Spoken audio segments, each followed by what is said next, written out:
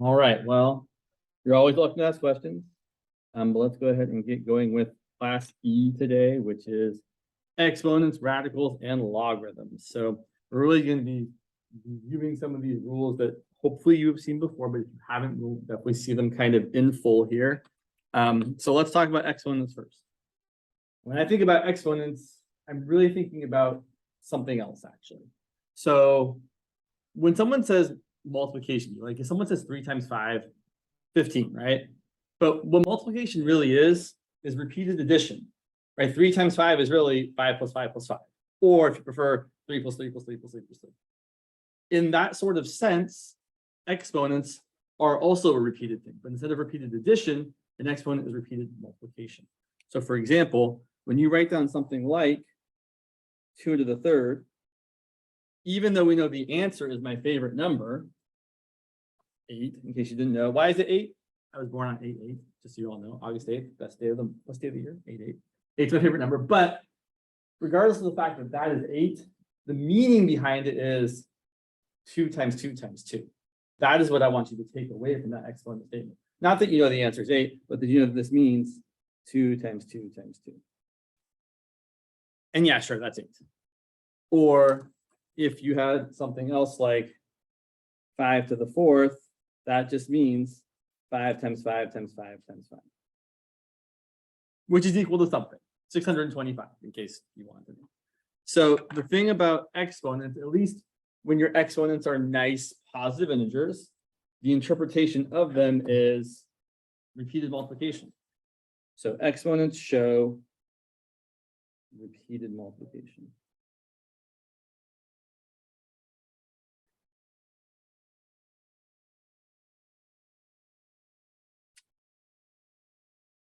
The definition or the idea gets a little dicier when the exponent is not a nice number, but we'll get into that a little bit later. On the other side of things, literally the other side, radicals are kind of the undoing of that process. So if we looked at something like, for example, the cube root of 64, you're asking the question, what do you multiply by itself 3 times to get 64? So it's kind of like asking what to the third power equals 64. And so just for some language, let me write a few things here. So the first thing I write is, what I want you to think of if you see a radical like that is what number multiplied by itself, how many times? 3 times in this case. If it was a 5th root, how many times? 5 times, right? So whatever the index is, that's what we call that part. Whatever the index of the root is, that's how many times the number has to be multiplied by itself. So here we're asking what number multiplied by itself 3 times is equal to 64. And the answer is 4. The cube root of 64 is equal to 4. And I would say the reasoning behind that is because 4 cubed is equal to 64. A couple other things about this expression, just in case you've never heard these words before. The 3 right there is called the index. Welcome, come on in. And the symbol here, the root symbol you might know it as, is called the radical.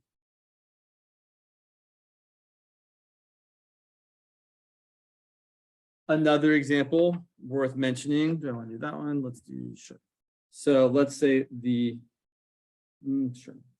cube root, let's go 5th root. The 5th root of negative 32 is equal to negative 2 because negative 2 raised to the 5th power is equal to negative 32. So there's this kind of back and forth between exponents and radicals. They definitely have this kind of inverse relationship nature. They undo each other in some sense. Yeah. And then we have some rules for exponents. So we might get a little more in depth here. But this first rule here, this x to the a times x to the b, that's like the main rule. That is the rule of all rules for exponents. Everything else is kind of just a result of that. So when we have x to the a times x to the b, what do we do with those exponents? We add them. It's literally called the additive law of exponents. So I'm going to grab some other paper here just so I can write down a couple of examples on the side. Just for example, we'll see here. Maybe not. We'll see if we need examples. Here, if you have a product raised to a power, each thing gets raised to that power. So x times y to the n is x to the n times y to the n. And it's also true, really, no matter how many things you're multiplying together. So if you had x times y times z times w all raised to the nth power, you'd have x to the n times y to the n times z to the n times w. Right? Each part of a product gets that power, or each part of a quotient. So if you had also x divided by y to the n, that would equal x to the n divided by y to the n. So here's the way I would encourage you to think about this particular rule. If everything that's being raised to a power, if all the things are multiplied or divided together, right, you don't have any addition, you don't have any subtraction, if it's just multiplication division, then you can essentially distribute that power across multiplication or division. Once you have addition or subtraction, it's a problem. But if you just have a power of some stuff that's all multiplied together or all divided together, each thing can get that power. It's great. This next one looks kind of weird. X to the a over b. There's a couple ways we can think about writing this. So what I see there is an a power and a b root. Oh, that's the other thing I meant to say about the radical. Sorry, there was one other thing about radicals, which is important, which I guess there's never enough room on these pages. So the other thing about radicals, which I want you to know, is that if you have an nth root of x, you can rewrite that as x to the 1 over n power. So an nth root is the same as a 1 over n power. A little better. So to this end here, we can rewrite this as, in fact, before we go over here, let's go down to this one here. If you have x to the a to the b, you have a power to a power, we can multiply those powers. X to the a times b. All right, let's see a couple examples just to really see how this stuff is working, because I feel like I would like an example. So for the additive law of exponents, here's what we're really doing. So for example, if you have 2 to the third times 2 to the fourth, well, we're going to add the exponents, but why? Well, what does 2 to the third really mean? 2 times 2 times 2. And what does 2 to the fourth really mean? 2 times 2 times 2 times 2. So how many 2's are multiplying together? 7, which is 4 plus 3. So that's why we're actually adding those together, because you actually have that many 2's multiplied together. And this other rule down here, this power to a power rule, has a similar sort of interpretation. If you had 2 to the third to the fourth power, well, let's look at the outer power first. If you have something raised to the fourth power, that just means you have the thing times the thing times the thing times the thing. So you've got 4 of those 2 to the thirds multiplied together. But then you can either just add the powers, and 3 plus 3 plus 3 plus 3 is 12. Or you could say I have 2 times 2 times 2, times 2 times 2 times 2, times 2 times 2 times 2, times 2 times 2, right? I have 12 2's multiplied together. So I'm not going to do it that way, though, because I don't want to write all those 2's. So it's 2 to the 3 plus 3 plus 3 plus 3, which is 2 to the 12. And 12 is just 3 times 4. So that's how those two rules, I kind of want you to see them specifically, because it's good to have ideas about how these things work. Sorry, I can leave that over there. You guys can look at that still. For this rule here, so I'm actually going to use this power to a power rule, but in the other direction. So if you have 2 to the third to the fourth, you can rewrite it as 2 to the 3 times 4. And these are equal to each other. But you can kind of go either direction, right? If you have two things multiplied together, you can go back and write it as a power to a power, which is sometimes useful. So what I'm going to do with x to the a over b is write it as x to the 1 over b to the 8th power. Because x to a power, you would multiply the powers. And then the 1 over b power is the same as the bth root of x, all raised to the a. So that is typically how we deal with a fractional power. It usually, not always, but it usually makes sense to deal with the root part first, so the 1 over b power or the b root first, and then the power part second, the actual numerator part of the power. And we'll see that very shortly in this example down here. All right, we're almost done with this part. I mean, not this class, obviously, we still got like 40 minutes. So when you divide powers, instead of adding them together, you subtract the powers together. So x to the a divided by x to the b is x to the a minus b. For the same sort of reason that we had right here. If we have, for example, 2 to the 5th divided by 2 to the 3rd, well, if we just write out what those mean, 2 times 2 times 2 times 2 times 2 over 2 times 2 times 2, some of those 2's are going to cancel. 3 of them, in fact. And then we're left with 2 2's on top, which is 2 to the 2nd, which is 2 to the 5 minus 3. Okay. And then finally, this last one, x to the negative n, is the same as 1 over x to the positive n. And this actually, I feel like, bears some explanation because there's something I bet you all know that you probably might have forgotten, or at least maybe have never seen why it's true. So let me ask you all a real quick question. What's 3 to the 0th power?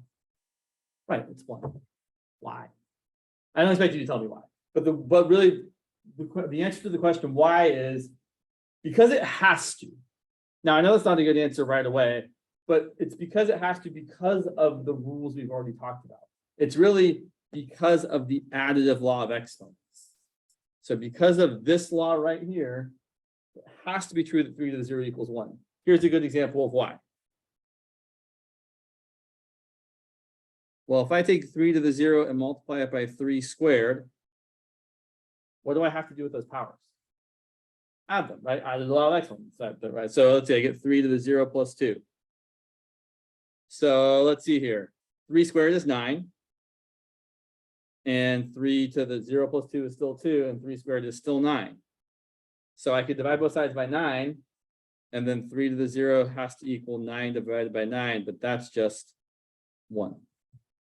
So there is no other thing it could be.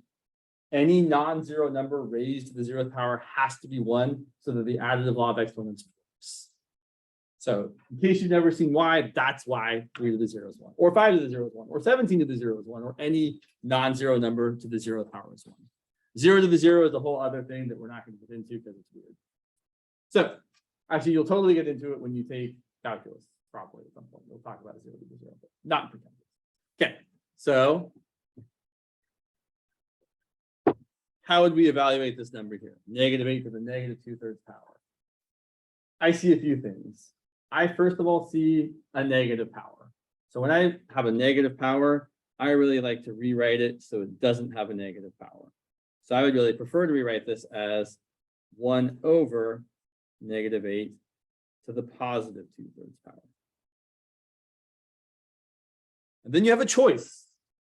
And there's always, I should say, there isn't always a better choice, but it usually is the easier choice to do the root part first, or the denominator part of that power first, versus the numerator part. So meaning I want to do the 1/3 power, aka the cube root, before I square it.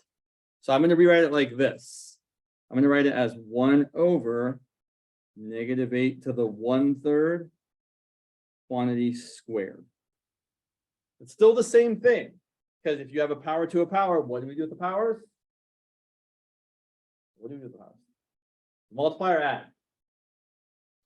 Multiply, right? If it's this kind of thing, when you have something to a power times something to a power, we add them. If you have a power to a power, that's when you multiply them. So if we went backwards, we would still have the same thing. And then we have to figure out what's the cube root of -8. Yeah, it's -2. Because -2 times -2 times -2 times -2. And then -2 quantity squared is +4. So this is going to equal 1/4. There's something I want to say here. No, there isn't. Okay. Oh, I know what it is. So just as a quick off to the side statement, you can totally take odd roots of negative numbers, as we've seen a couple of examples of. The cube root of -8 is -2. The 5th root of -32 was also -2. can't take an even root of a negative number. Right? We can't take a square root of -9. Because it's, I mean, you can, but you get an imaginary result. So we're not going to deal with any imaginary numbers in this class, no complex numbers. We're only taking square roots of nice positive numbers, or fourth roots, or sixth roots, even roots only of positive things, never of negative things. So far. If you're taking the 17 series, though, eventually you will definitely see some imaginary numbers. Less so in the 20 series, but also use this even. And then we want to talk about simplifying radicals. So the word simplify is a loaded word in math. People mean it can mean so many things when someone says simplify this expression. So I will try to be clear about what I mean when I say simplify something, but it's not easy to always be clear about what simplification means. Here, what we mean if we're trying to simplify this, and we've written it in words, is get as much out from underneath the root as possible. So basically, you want to find the biggest cubic power in this number. Now, there's a couple ways of doing this. You can factor it completely. You could write the cube root of 32 is the cube root of 2 times 2 times 2 times 2 times 2. Or if you prefer, you could have written it as the cube root of, well, I know that 8 is a factor of 32 and 8 is a cube number. So I could have written this as the cube root of 8 times 4. If I'm going to do it this way, I'm seeing, oh, look, the 2 times 2 times 2 times 2 there, the cube root of that is just 2. So this is going to equal 2, and then I still have a 2 times 2 left in my cube root, which I would then write as 2 times the cube root of 4. Or if you prefer thinking of it this way, which is pretty much the same, you could break this apart as the cube root of 8 times the cube root of 4. And then say, oh, the cube root of 8 is 2. And that's still times the cube root of 4. So whenever you're trying to simplify a radical, and again, it's not always wonderful. Whenever you're trying to simplify a radical, usually what we mean is to get as much out of the radical as possible. To bring as many, if it's a cube root, to bring as many cubic powers out. If it's a square root, to bring as many square things out. So that's what we have to look for. Let's look at another example, because there are definitely more examples from other pages. Okay, so trying to keep that. So let's look at this next example. All right, so we want to simplify this kind of hideous square root of 3xy to the 5th times the square root of 8x to the 9th y to the 7th over the square root of 6x squared y cubed. Okay, so if I see something like that, what I am thinking is everything's multiplied together, everything's to the same power, right? Each of those things, the stuff inside this square root and that square root and that square root, those are all raised to the 1/2 power. A square, we don't write the index for a square root because we're lazy, really. I mean, we picked one, that was the one, it's the first one. So we don't write the 2 for the square root. You totally could, but I don't need to. It's kind of like writing, that's why we don't write x to the 1. You could, we don't need to, because you just write x. So I want to combine these all together and say, well, that's really the square root of 3 times x times y to the 5th times 8 times x to the 9th times y to the 7th over the square root of 6x squared y cubed. And then since these are both raised to the same power, I can also combine that into one fraction. So I'm going to write this as, well, first, actually, I'm going to simplify the top a little bit. 3 times 8 is 24. Y to the 5th times y to the 7th, I'm going to add those powers. I should do the x's first. It should be alphabetical. X to the 1st times x to the 9th is x to the 10th. And y to the 5th times y to the 7th is y to the 12th. And then all of this is going to be divided by the 6x squared y cubed. And it's still all inside the second root, the radical. Okay, simplify a little bit more. 24 divided by 6 is 4. X to the 10th divided by x squared is x to the 8th. And y to the 12th divided by y to the 3rd is y to the 9th. Okay, now here's where people kind of start to go in different directions. A couple of these things we can totally take the square root of. Square root of 4 is 2. In fact, we could totally break this apart as the square root of 4 times the square root of x to the 8th times the square root of y to the 9th. All right, square root of 4, definitely 2. Now, these next two pieces are the pieces where people get kind of tripped up. I want to point out, when you're finding a square root of a number or a square root of a thing, The square root of a thing is just the thing that if you multiply it by itself, you get back the thing you started with. So just to kind of make it super extra clear, I'm gonna write up here for a second. The square root of 49 is equal to 7 because 7 times 7 equals 49. That's why the square root is what it is. Okay, so the square root of x to the 8th is x to the 4th. Because x, what's x to the 4th times x to the 4th? Right, we add the powers, we get x to the 8th. Now you could write it if you wanted to as the square root of x to the 4th times x to the 4th. So let's see that. And here's what I want to make sure everyone is super clear about. The square root of y to the 9th is not y cubed. Y cubed times y cubed is y to the 6th, not y to the 9th. So the thing is, the square root of y to the 9th actually doesn't work out super nicely. What we're going to do is we're going to break it up into the square root of y to the 4th times y to the 4th, and there's a leftover y, which is going to be stuck inside the square root. So the square root of x to the 4th times x to the 4th is 2x to the 4th. Well, the 2 was already there, sorry. The square root of x to the 4th, x to the 4th is just x. And the square root of y to the 4th times y to the 4th is y to the 4th, and then you're left with a square root of y. And that would be quote unquote simplified. There are other ways of writing this, and when you've got variables, it kind of goes back and forth between do you want to write it this way or another way. But if we're keep pressing buttons. If we're doing it this way, where we're saying we just want to pull as much out of the radical as possible, then this is what I want you to do with these kind of problems. All right, let's look at another one. Also, if you have questions along the way, you're really welcome to ask them. I should also say, if you have a different way of getting from point A to point B here, that is not all the steps I'm doing, that is okay. I'm just trying to show you how things work. But if you know how to do this without doing it with all these steps, that's totally fine. Question? Just in your head. All right. So these things here, they don't add up to 0. Right? It's not 18 plus 32 is 50, minus 50 is 0. We can't add or subtract when there's powers involved. Right? We have the square root of 18 minus the square root of 50 plus the square root of 32. This is a little bigger than 4. This is a little bigger than 7. This is a little less than 6. Because this is close to the square root of 16, which is 4. This is close to the square root of 49, which is 7. This is close to the square root of 36, which is 6. That's the way I'm seeing it. But we can simplify all these things, and it's definitely set up in a way that's meant for us to be able to put them together after we simplify them. So what square number do I see as a factor of 18? Right, I see 9 as the square factor and 2 left over. And for 50, I see, right. Now for 32, you might see 4 times 8, totally fine, but then 8 has another 4 in it. So really the biggest square factor for 32 is 16. And then each of those square numbers. So I want to stress, when you pull those square numbers out, they come out as their square root, right? You're literally taking the square root of 9 and getting what? Right. So when that 9 comes out, it's now a 3 because we took the square root of it. And when that 25 comes out, we get a 5 because we took the square root of it. And when the 16 comes out, we get a 4 because we took the square root of it. But now we have a bunch of things that are all the same kind of animal, for lack of a better term. We have 3 square roots of 2, minus 5 square root of 2, plus 4 square root of 2.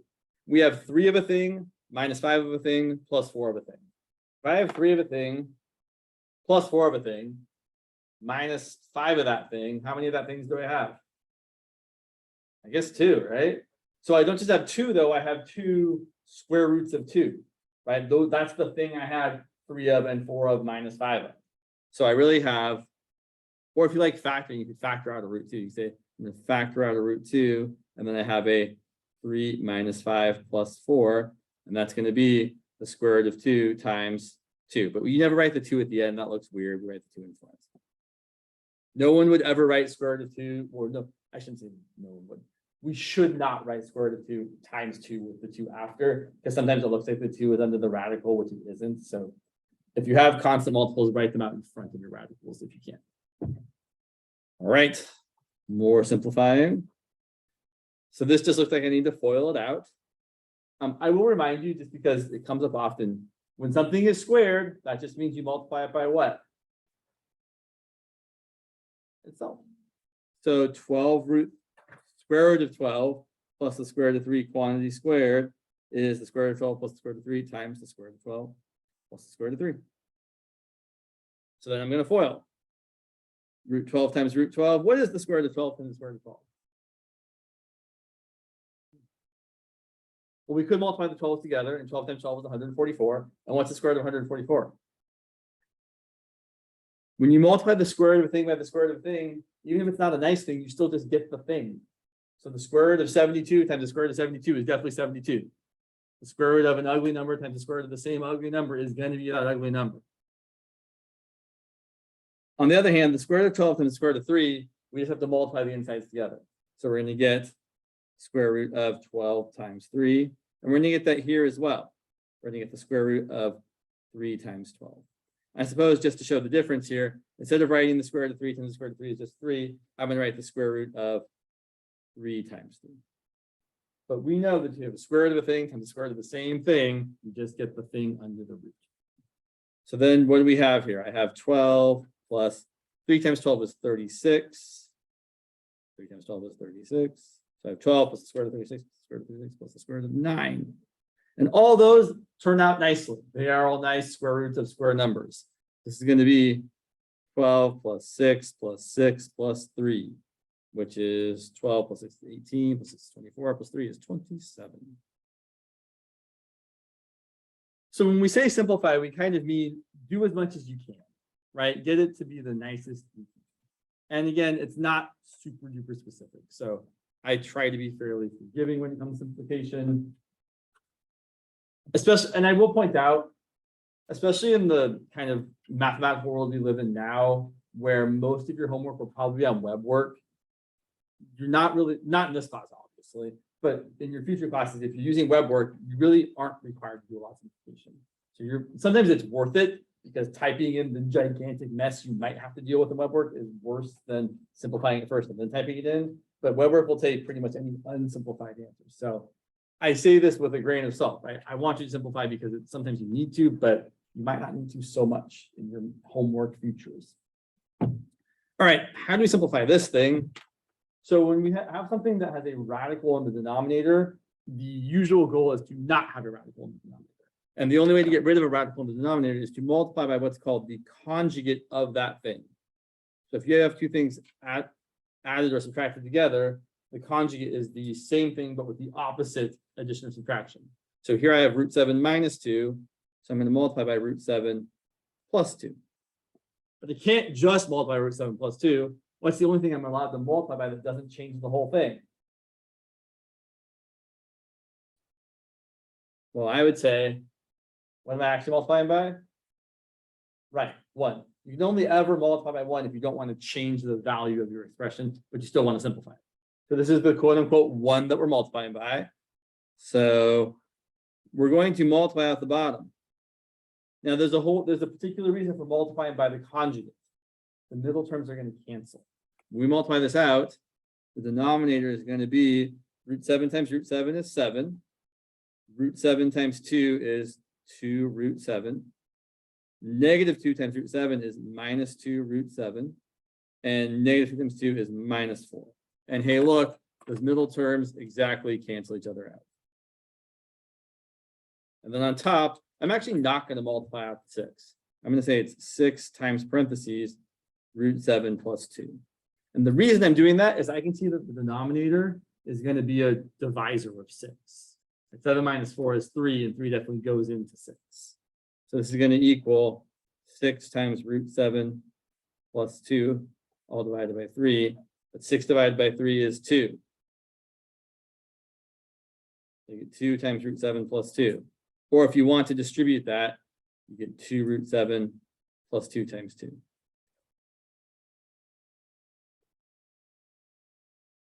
All right. So exponents, radicals, simplifying, kind of the gist of it. The other thing we are going to talk about in the last 16 minutes we have here. No, 20. That clock is way too fast. That clock is fast. In the last 20 minutes we have here, oh, look at that clock.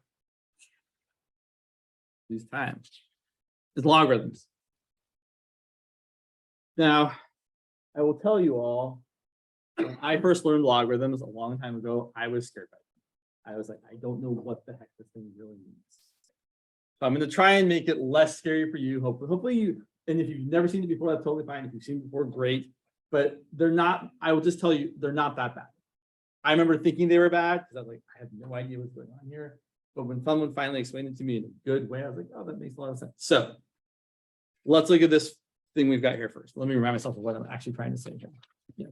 So if 2 to the x equals 8, what is x going to be? What power do we need to raise 2 to get 8? Right. X equals 3 because 2 to the third equals 8. And if 2 to the x equals 32, I skipped 16. X is going to be 5 because 2 to the fifth power, right? 2 times 2 times 2 times 2 times 2 is 32. Let's skip 2 to the x equals 40 for a second. 2 to the x equals 64. X is going to be 6 because 2 to the 6th is equal to 64. But the problem is, there should be some number that if you raise 2 to that number, you get 40. And it's probably between 5, I mean, definitely between 5 and 6. If 2 to the 5th is 32 and 2 to the 6th is 64, then 2 to the something in between those two numbers is going to give you 40. And the problem is, we don't know what this is exactly. It's between 5 and 6, but it's definitely not a whole number.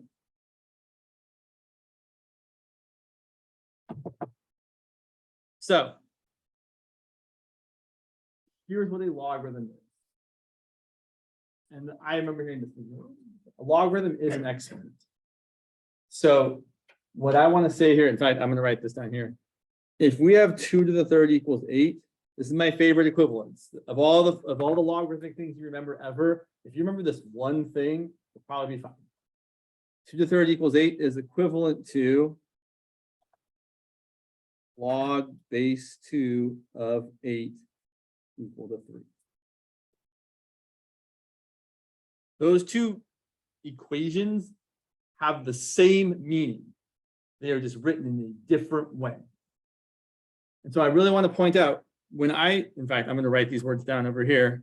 So when I read this statement here, specifically that one, what I read here is when I see log base 2 of 8, I think of that as 2 to what power equals 8.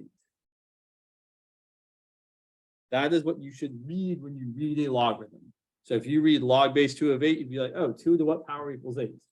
Or if you want to say log base 5 of 25. So what you're saying there is 5 to what power equals 25? Okay, show me on your fingers. What is the power that we're looking for? Yes. Awesome, good, exactly. 5 to the second power equals 25. So that logarithmic equation is equivalent to 5 squared equals 25. It's just a back and forth. So I'm going to say the same thing again. A logarithm is really just equal to an exponent, right? This logarithm here, log base 5 of 25, is equal to the exponent 2, because 2 is the exponent you need to put on the base of 5 to get to the number 25. And in a similar way, if I'm solving 2 to the x equals 40, I'm going to say, well, I'm going to have log base 2 of 40 equal to x. And that is the number that you would raise 2 to get 40. And it's not a nice, so it's definitely an irrational number. It's kind of like the square root of 7. It's an infinite non-repeating decimal, right? It's just going to go on forever and ever and ever. Which I already said, because I said infinite, right? Yeah, okay. You could use a calculator to approximate it. It's going to be 5 point something, but that's not really the point. The point is that is actually the number. So if someone said solve 2 to the x equals 40, that is the solution. And it doesn't really get much nicer than that. They might on occasion ask you for the approximation, which I guess I get on my calculator and find out what it is. So if just as a quick aside over here, if I said solve 2 to the x equals 40, the solution is definitely x equals log base 2 of 40. No ifs, ands, or buts about it. That is your solution. Final. But if someone said, tell me what that is approximately, well, then you could use the calculator, which is kind of a pain in the butt. I'm gonna have to do this long thing here. Sure, yeah. Using my calculator, and there's some other tricks to do it. It's approximately 5.32. So as promised, a number between 5 and 6. But it's not actually 5.32. It's 5.32192895 on and on and on and on, right? There is no end. So you can't ever say it's equal to something on the calculator. You can only say it's approximated by something on the calculator. So I just want to be clear about that. When you're finding or evaluating logarithms, really you're just kind of stuck sometimes with, well, that's my answer, and there's nothing else I can do about it. All right. A few notes about logarithms. Log base 10 of x, we often write as just log of x because we're kind of a base 10 world, right? There's a lot of things that are base 10, like our counting system, fingers, toes, etc. So this is an abbreviation. Log base 10 of x is written as log of x.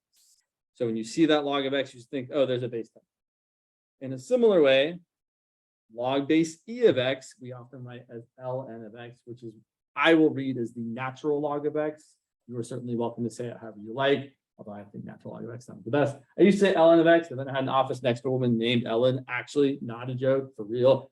Her office was right next to mine. I kept saying ln of x. She was like, what's that? Like, no, I'm talking about math. So I stopped saying ln and started saying natural log. But you can say whatever you want.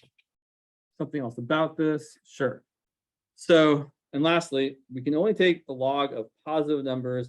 We cannot take the logarithm of negative numbers. And I should add on here, or 0. You cannot take the log of 0 either. Why not? Well, what would happen if we tried to take log base 3 of 0? Well, I don't know what it is because it doesn't exist. But let's say we did. Let's pretend it's equal to x. All right, well, I want all of you to rewrite that logarithmic equation as an exponential equation. I'm going to ask you all, what's your base? What is your base? Right, it's 3. That's also, I would say, when you read a logarithm in your brain, I encourage you to say the words log base 3. It's going to help you remember that that is the base. So log base 3 of 0 equals x. That means our base is 3. And I said I was going to have you guys do it, but it's too late. Base is 3. And what's the exponent? X. And what's it equal to? But that doesn't have any solution. 3 to the x will never equal 0. And the reason why is because no matter how negative x is, like if, for example, if x was negative 1,000, 3 to the negative 1,000 is 1 over 3 to the positive 1,000. And although that's a really, really small number, and you put it in your calculator, it would probably just say 0, it's still technically a small, super small positive number. Right? 3 to the 1,000 is gigantic, and 1 divided by a gigantic number is still a little bit bigger than 0. So worth knowing, if you have some positive number raised to any power, it can never be 0 or negative. It always has to be a positive. So a positive number raised to any power is always positive. How much time have we got? You might come back. Okay, sure. All right. So now just some things to evaluate. Some of these are going to be easy. Some of them are not going to be easy. That first one, I think, is pretty straightforward. So you might just know the answer. In fact, I know I wrote this one down already. Log base 7 of 49 is. So be careful. I think I heard someone say 7, which is okay, but that's not the right answer. So, but I want to expand on that for just a second. Log base 7 of 49 isn't 7 because we're not trying to say 7 times 7 is 49. We want the power. We're trying to say 7 to the what? Second is equal to 49. So this is equal to 2 because 7 squared equals 49. You don't have to write any of this stuff over here. That's all you really need. Now let's pretend we didn't know that. If I was trying to find log base 7 of 49 and I didn't know what it was, here's what I would do. I would say, okay, well, I'm going to say that log base 7 of 49 equals x. And then I'm going to try and solve for x. And what I'm going to do is I'm going to rewrite it as an exponential equation. My base is 7. My power is x. it's equal to 49. Also, when I do this, I kind of visually think about doing this. I think about starting at my base and then going over to this number and then going over to this number. That's really like, I see that in my head every time. It's like, oh yeah, 7 over to the x equal to 49. That's, I don't know why it just works for me. And then you can maybe know it's 2 here, or if you really like, you can say, well, that's going to be the same as 7 to the x equals 49 is 7 to the second. And then if the bases are the same, the only way that these are equal is if the powers are the same. So then you have to say that x is equal to 2. There's no other way we can solve this. 7 to a power only equals 7 squared if the first power is 2. Kind of nice. And the reason I point that out is because this next one definitely requires more. Wow, the spacing on this page is really weird. It's okay, fine.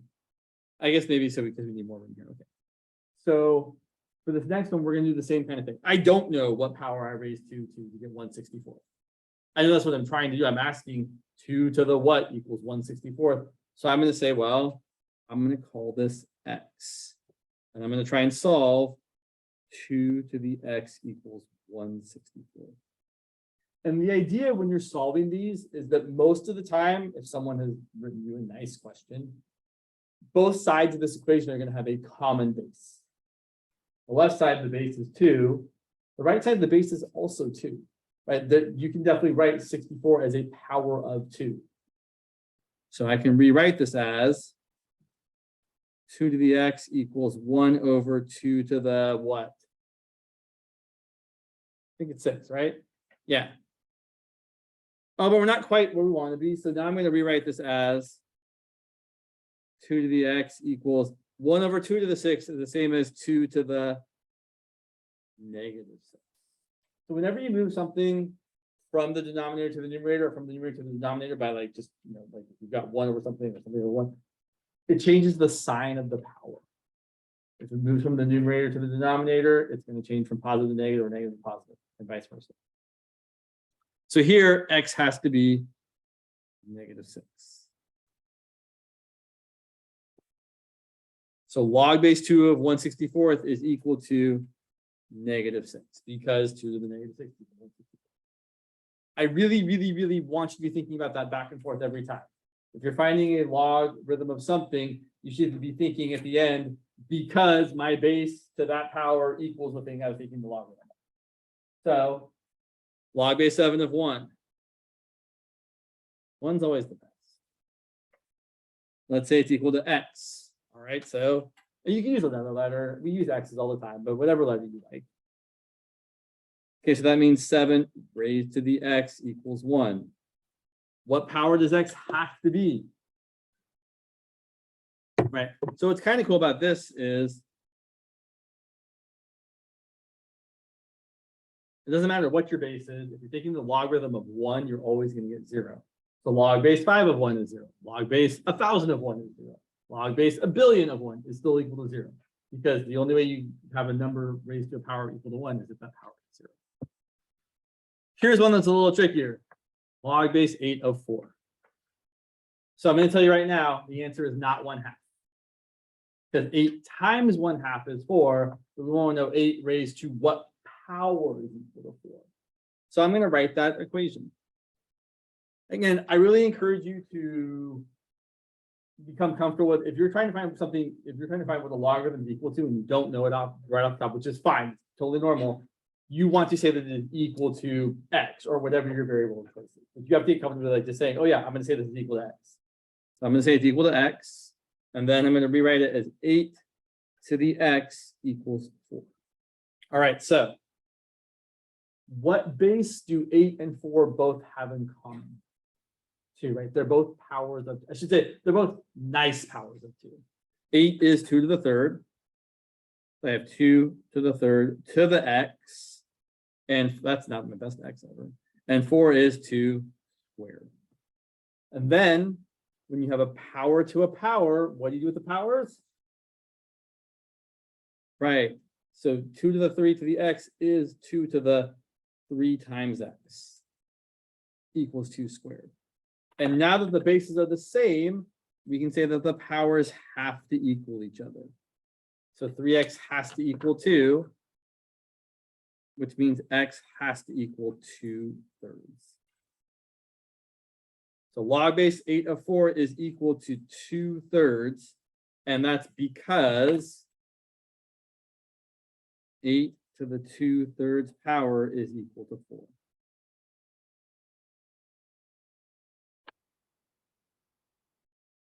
Let's look at this last hot mess. Well, not last. There's still a couple more on the next page. We got time. Yeah, they'll go quickly. So let's say that I have no idea what that is. Let's say it's equal to x, and then let's rewrite it. I've got 16 to the x power equals. Okay. So instead of writing the 7th root of 1/32, I'm going to write 1/32 to the 1/7 power. And I see here again, and 2 is pretty common because there's a lot of smallish numbers that are powers of 2. Both 16 and 32 are powers of 2. So I'm going to write the left-hand side as 2 to the 4 to the x, and the right-hand side as 1/2 to the 5th to the 1/7. The left-hand side, I can multiply those powers and get 2 to the 4x. The right-hand side, I should rewrite 1/2 to the 5th as 2 to the -5th to the 1/7. And then finally, when I multiply -5 times 1/7, I'm going to have 2 to the 4x on the left and 2 to the -5/7 on the right. And now I've finally gotten to the place where the bases are the same. So then I can say the powers have to equal each other. So 4x equals -5/7. So then dividing both sides by 4 or multiplying both sides by 1/4. I get x on the left, and -5/7 times 1/4 is -5 times 1 over 7 times 4, which is -5/28. So log base 16 of the 7th root of 1/32 is -5/28, which is not particularly meaningful to us, I feel like, but that's how you would deal with something heinous like this. Okay. You're almost done. You're almost out of time, so good. It's good to see lots of examples. I do try to give lots of examples when I can. So still solving for x here. We've got log base x of 100 equals 2. Your go-to, so if you're trying to solve a logarithmic equation and you don't just know the answer, your go-to should always be rewriting it as an exponential. And vice versa. If you're trying to solve an exponential equation and you don't know what to do, you might try rewriting it as a logarithmic equation. So I'm going to rewrite this as x squared equals 100. This brings up an important point. What are the solutions to this equation? A little bit smaller. 50 times 2 would be 100, but I want something raised to the second power equal to 100. 10 would be one answer. What's another potential answer that's not really going to be an answer? -10, right? So we could get x equal to plus or minus 10, but really our only answer is x equal to 10, and here's why.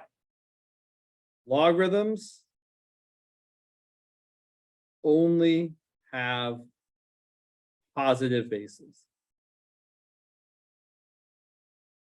So if you have log base b of, oh, thank you, appreciate it. If you have log base b of x, then your base must be positive, and also it can't equal 1.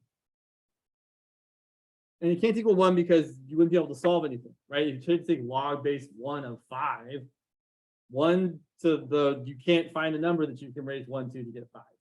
You're done. I should also point out, even though it's not a hard and fast rule that your logarithms can't be other types of numbers, the only real types of bases, so the typical basis for logarithms, typical bases are whole numbers.